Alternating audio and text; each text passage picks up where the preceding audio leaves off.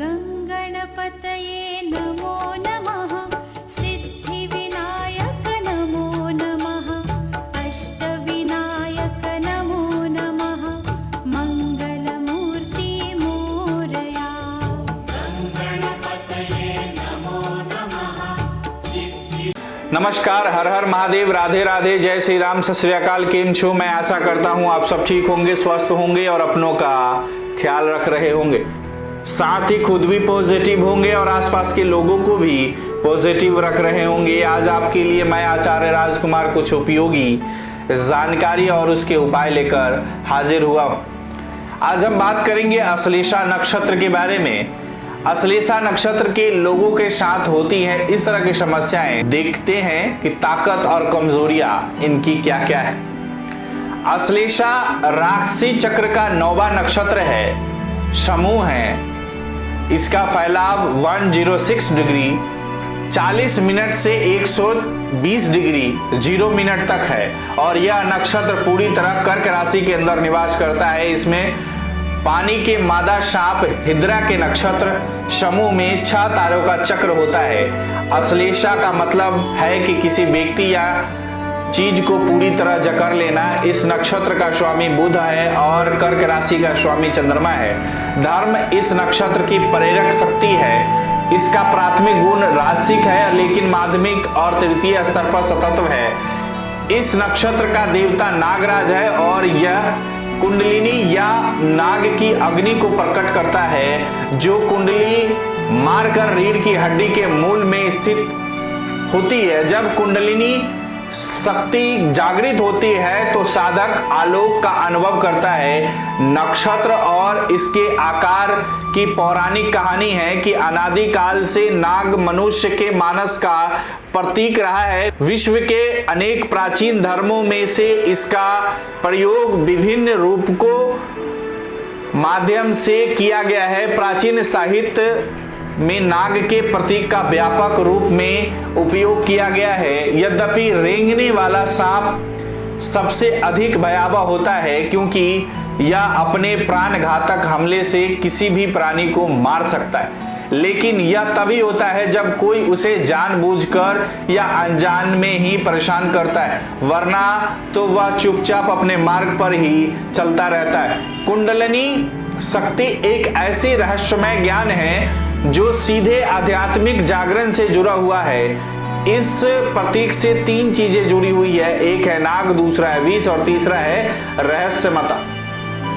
यह शक्ति बहुत खतरनाक मानी जाती है, लेकिन अगर यह एक बार कुंडलिनी शक्ति जागृत हो जाए तो वह एक जन्म में ही मुक्ति प्राप्त कर सकता है।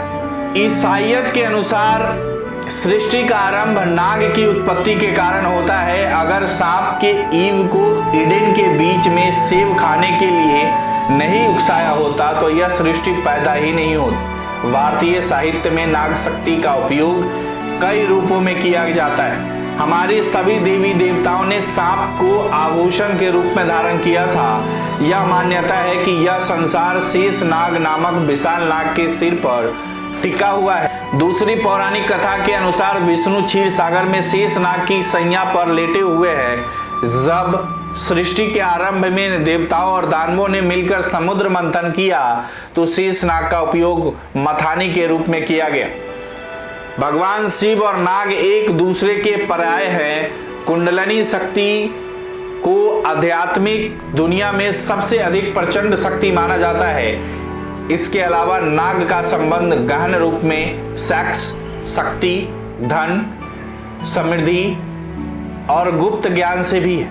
भारत में नाग देवता की व्यापक पूजा भी की जाती है। इस नक्षत्र की प्रेरक शक्ति क्या है और गुण क्या है? इस नक्षत्र के गुण अलग तरीके से अनुसरण करते हैं। रजस इसका प्राथमिक गुण है और माध्यमिक व तृतीय स्तर पर यह सतत गुण की अधिकता पाई जाती है। यदि हम नाग शक्ति का विश्लेषण करें तो पाएंगे कि इस नक्षत्र में गुणों की स्थिति अलग तरह की है। प्राथमिक स्तर पर रजस और जो सक्रियता, जुड़ाव, कामना और किसी चीज को पाने की अदम्य इच्छा दर्शाता है। दुनियादारी के स्तर पर नाग शक्ति धन, ताकत, स्मृति, सेक्स और उपलब्धियों को दर्शाता है। रजस गुण का मूल गुण है किसी चीज को पाने की प्रबल इच्छा, लेकिन दूसरे और तीसरे स्तर पर ही कार्य या इच्छा की शक्ति लक्ष्य का निर्धारण हो जाता है। नाग अग्नि सीधे ही रहस्यमय ज्ञान या कुंडलिनी शक्ति या भक्ति से जुड़ी हुई होती है। यदि अज्ञान का स्थान ज्ञान ले लेता है तो सेक्स, धन, समृद्धि, ताकत या दुनिया के अनुभव जैसी प्राथमिक उपलब्धियों से चिपके रहने की जरूरत नहीं रह जाती है। क्योंकि दूसरे और तीसरे स्तर पर सतत्व की बहुतायत है, इसीलिए यह स्वतः ही आपको ज्ञान और विवेक की ओर ले जाता है। अश्लेषा नक्षत्र के गुण और व्यक्तित्व की बात करें तो अश्लेषा बुध चंद्रमा की युति में जन्म लेने वाले लोग बहुत बुद्धिमान और चतुर होते हैं और मनुष्य के मानस को पूरी तरह से समझते हैं। उनमें मानसिक विकास की अपार क्षमता होती है। वे बहुत ही तीव्र बुद्धि के होते हैं और वे किसी भी कला को अपनाए उसे गंभीरता से ले लेते हैं और उसकी गूढ़ अर्थों को भी गहराई से समझते हैं। नई चुनौतियों को समझने की उनमें अद्भुत क्षमता होती है और वे कुछ भी कर सकते हैं, उसमें महारत हासिल कर लेते हैं। उनका व्यक्तित्व रहस्यमय बना रहता है और उनका व्यवहार कैसा होगा इसका भी कोई अंदाजा नहीं लगा पाता। उनका व्यक्तित्व बटा हुआ होता है। यही कारण है कि वे परिस्थितियों के अनुसार भले मानुष भी हो सकते हैं और बहुत बुरे भी बन सकते हैं। आप सक्रिय होते हैं, पहल कर सकते हैं और अपनी सारी ताकत उसके पीछे झोंक सकते हैं। आप अपनी परिस्थितियों का आकलन बहुत अच्छी तरह से कर सकते हैं और प्रकाश की गति से उन्हें समझ सकते हैं। आप किसी भी रूप में अपना अपमान नहीं सहन कर सकते और अगर कोई आपको उकसाता है या परिस्थितियां आपको मजबूर करती है तो आप बदला लेने से बाज नहीं आते। कभी कभी आपको अपने सामर्थ्य का एहसास तभी होता है जब आप जीवन में किसी भयावह हादसे से गुजरते हैं। आप गिरकर भी एक बार फिर उठने की अद्भुत क्षमता रखते हैं। आपको एकांत अच्छा लगता है। आप आत्मनिर्भर होते हैं और अकेले में खुश भी रहते हैं। आप दयालु और भले मानुष होने के साथ साथ दूसरे की मदद करने के लिए हमेशा तैयार रहते हैं। वहीं आपकी कमजोरियों की बात करें तो आपको अपने मिजाज का पूरा पता नहीं होता और कभी कभी तो खुद भी हैरान रह जाते हैं। कभी कभी आपकी चिंताएं, डर और मानसिक अस्थिरता आपके जीवन को अस्त व्यस्त कर देती है। आपकी बेचैनी और आत्मवंचना आपको मानसिक आघात भी पहुंचा सकती है।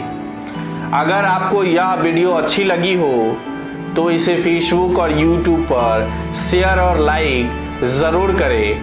मुझे दीजिए इजाजत, फिर मिलते हैं अगली वीडियो के साथ। नमस्कार, राधे राधे।